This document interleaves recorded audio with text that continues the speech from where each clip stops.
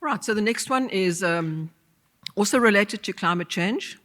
This is a project, a mapping project, a climate change modeling and mapping project.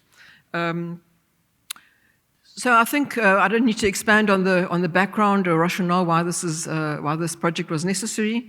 There's a lot of concern about what's happening in the early season. So growers are experiencing erratic and extreme weather conditions from dormancy until fruit set and early fruit growth. And this is possibly linked to climate change. So the aim of this study was to investigate the early season temperature patterns during both the historical and the projected future periods and their impacts on pome and stone fruit production. And I'm only going to show you the results for stone fruit today.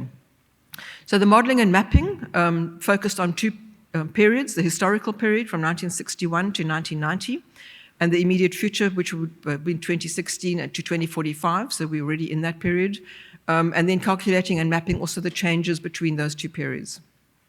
The climate change modeling itself was done with 6 general circulation models that are commonly used in South Africa.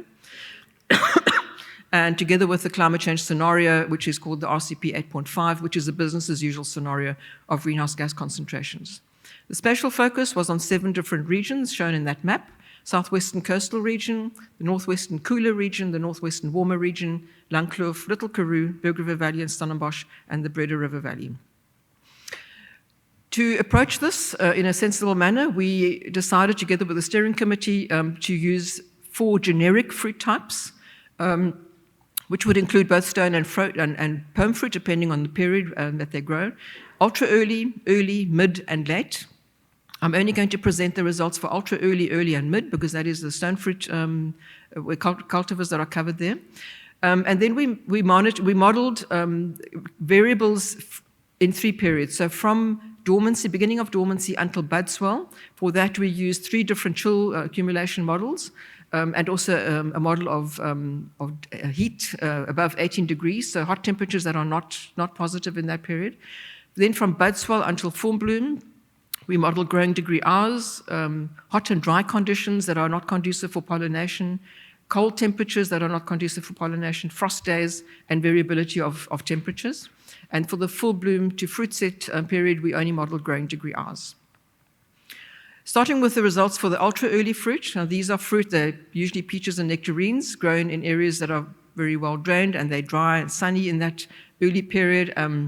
They warm up earlier. So there are not many of these areas. They're usually pockets, but they do provide opportunities.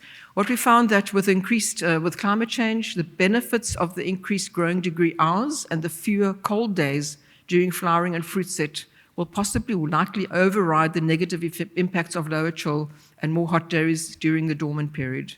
So it could be good news for the ultra early fruit. The greater growing degree hours also possibly lead to better fruit size and sugar concentrations. And there may be opportunities for more plantings at current sites or maybe emerging suitable microsites.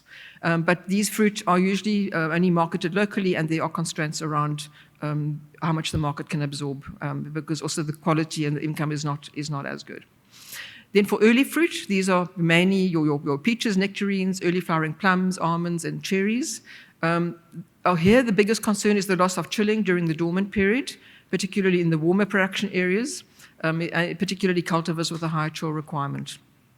Nevertheless, the increased warmth, the growing degree hours during flowering, fruit set, and cell division is positive. So it'll be a toss-up of what wins, what will be overriding the other effect.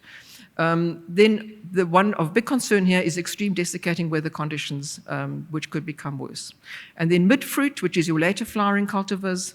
Once again, it's the toss-up between the reduction in chilling and also and the benefits of the warming in the flowering and fruit set period, but more likely to be affected negatively by the loss of chilling. And then also the extreme hot and dry weather conditions during pollination are an increased risk.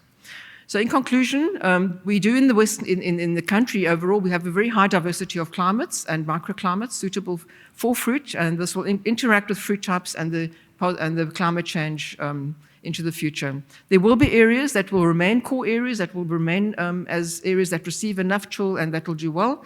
There will be areas that there's a bit of loss of stability and we might need substantive adaptation. There will be opportunities, as I mentioned, but there might be some outer marginal areas that could fall away.